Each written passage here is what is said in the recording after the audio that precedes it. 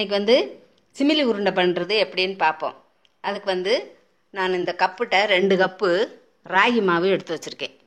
பாருங்கள், இந்த கப்புட்ட 2 கப்பு ராகி மாவு, 2 ஸ்பூனு எள்ளு, கருப்பு எள்ளு 2 ஸ்பூன் எடுத்திருக்கேன்.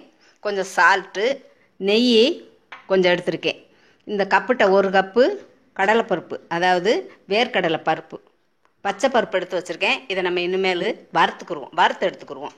இந்த கப்புட்ட 1 கப்பு வெல்லம், 2 கப்புக்கு 1 கப்பு வெல்லம், 1 கப்பு வேர்க்கடலை பருப்பு எடுத்திருக்கோம்.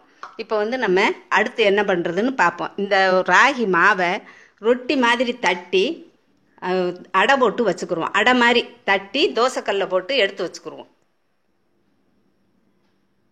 அடுத்து ராகி மாவை கொஞ்சம் சால்ட் போட்டு நம்ம பிசைஞ்சு எடுத்துக்கிடுவோம்.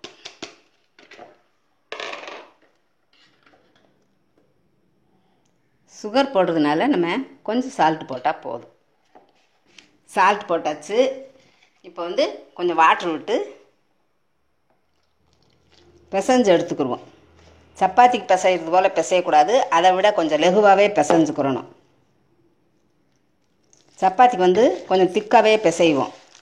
நம்ம இதை கொஞ்சம் லூஸாக பிசைஞ்சுக்குருவோம்.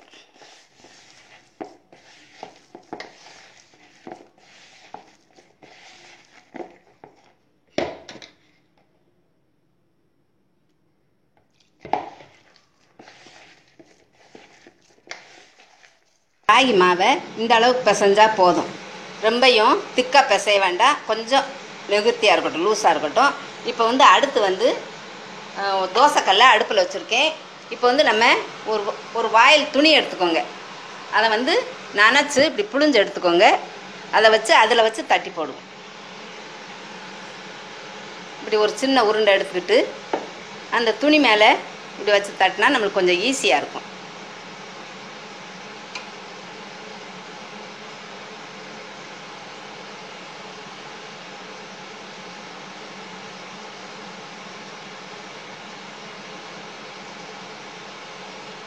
அப்படி தட்டிட்டு கொஞ்சம் நெய் விட்டுக்கோங்க. தோசைக்கல்ல கொஞ்சம் நெய் விட்டுக்குருவோம்.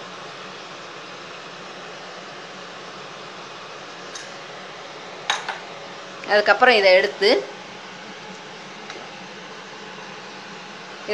இப்படி போடுங்க.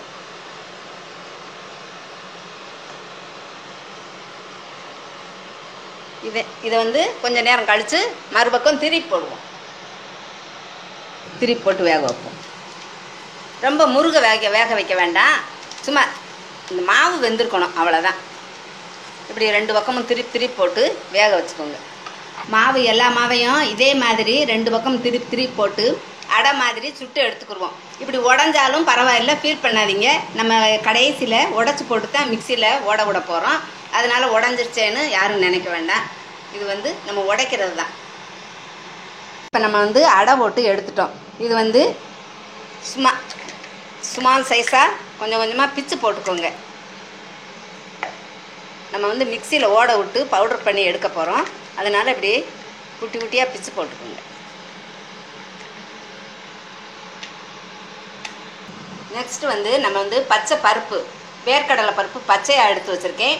இதை நல்லா வறுத்து எடுத்துக்கிடுவோம், ஃப்ரை பண்ணிக்குவோம். வறுத்த பருப்பு வச்சுருந்தா அதை ரொம்ப யூஸ் பண்ணிக்கோங்க. அது ரொம்ப நல்லது.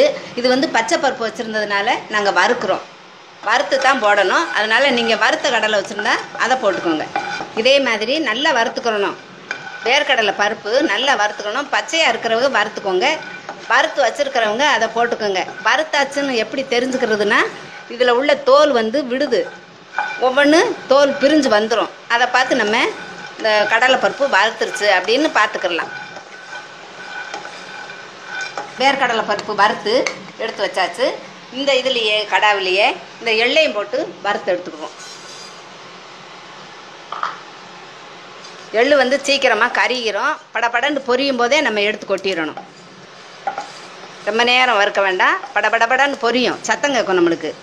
அந்த ஸ்டேஜில் நம்ம எள்ளை எடுத்துடணும். இது படபடன்னு பொரியும் போதே எடுத்து கொட்டிடணும்.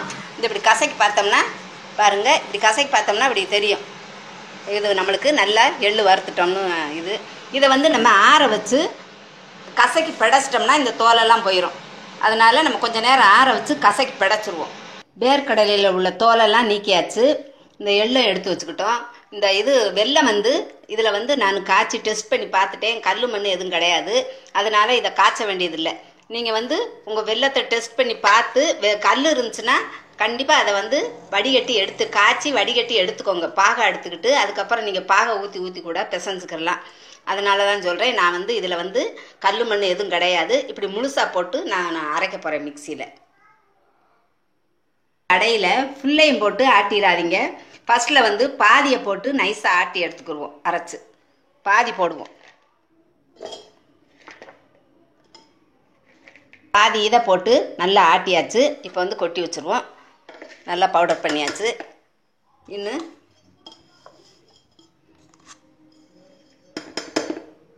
அடுத்து மீதி உள்ள அடையும்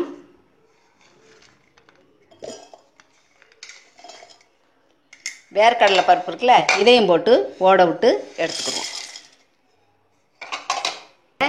வேர்க்கடலை பருப்பையும் மீதி அடையும் போட்டு பவுடர் பண்ணியாச்சு. இது கூட வறுத்து வச்சுருக்கோமா எள்ளு, இதையும் போட்டு ஒரு 2 சுற்று ஓட விட்டு எடுத்துருவோம். அப்படியே போடவும் செய்யலாம். நம்ம வந்து இப்படி ஒரு 2 சுற்று சுற்றினோம்னா கொஞ்சம் டேஸ்ட் நல்லா இருக்கும். அதுக்காகத்தான் நான் 2 சுற்று சுற்றி எடுத்துறேன். இல்லை வந்து 2 சுற்று சுற்றினா போதும், ரொம்ப சுற்ற வேண்டாம். 1-2 முழுசாகவே கிடக்கணும். அதுக்காகத்தான் 2 சுற்று சுற்றி எடுத்திருக்கேன். சாப்பிடும்போது நல்லா இருக்கும். அதுக்காகத்தான்.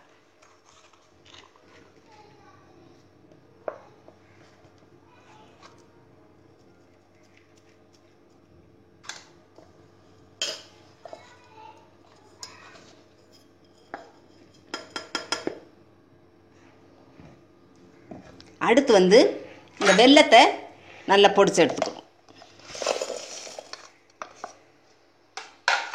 ஓட விட்டு எடுத்துக்கணும். வெல்லத்தையும் நல்லா பவுடர் பண்ணியாச்சு. இதையும் இதோட கலந்துட்டு 1 ஸ்பூன் நெய் விட்டு நம்ம இப்போ உருண்டை பண்ணுவோம். வெல்லத்தையும் பொடி பண்ணி உள்ளே போட்டாச்சு. இதில் 1 ஸ்பூன் அளவுக்கு நெய் விட்டுக்குருவோம். நெய் விட்டு நல்லா பிசைஞ்சு உருண்டை பிடிப்போம். இப்படி எல்லா ஐட்டத்தையும் போட்டு கொஞ்சம் 1 ஸ்பூன் நெய் விட்டு இப்படி எல்லாத்தையும் நல்லா மிக்ஸ் பண்ணிக்கிடுவோம். மிக்ஸ் பண்ணிவிட்டு அதுக்கப்புறம் உருண்டை பிடிப்போம். நல்லா பிசைஞ்சாச்சு. எல்லாத்தையும் ஒன்றா போட்டு இப்போ வந்து கொஞ்சம் கொஞ்சமாக எடுத்து உருண்டை பண்ணுவோம்.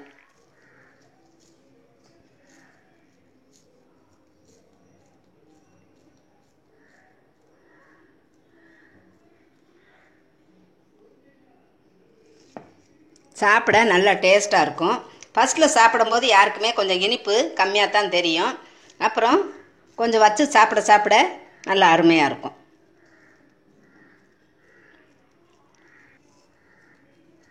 இதே மாதிரி எல்லாத்தையும் உருண்டை பிடிச்சி வச்சுக்கோங்க. அப்புறம் கூட கெட்டு போகாது, வச்சு சாப்பிடலாம். இப்போ நம்மளுக்கு சிமிலி உருண்டை ரெடி ஆயிடுச்சு. இது வந்து சின்ன குழந்தைகள்லேருந்து பெரியவங்க வரைக்கும் விரும்பி சாப்பிடுவாங்க. இதே மாதிரி நீங்கள் செய்து விடுங்க. இதில் சத்து வந்து நல்லா இருக்குது, சத்து நிறையா இருக்குது. ஏன்னா கடலைப்பருப்பு போட்டிருக்கோம், எள்ளு போட்டிருக்கோம், நம்மளுக்கு ராகி மாவு 3 சேர்ந்தது நல்ல சத்தான உருண்டை. இதே மாதிரி நீங்களும் வீட்டில் செய்து சாப்பிட்டு பார்த்துட்டு உங்கள் ஃபீட்பேக்கை எழுதுங்க. நன்றி.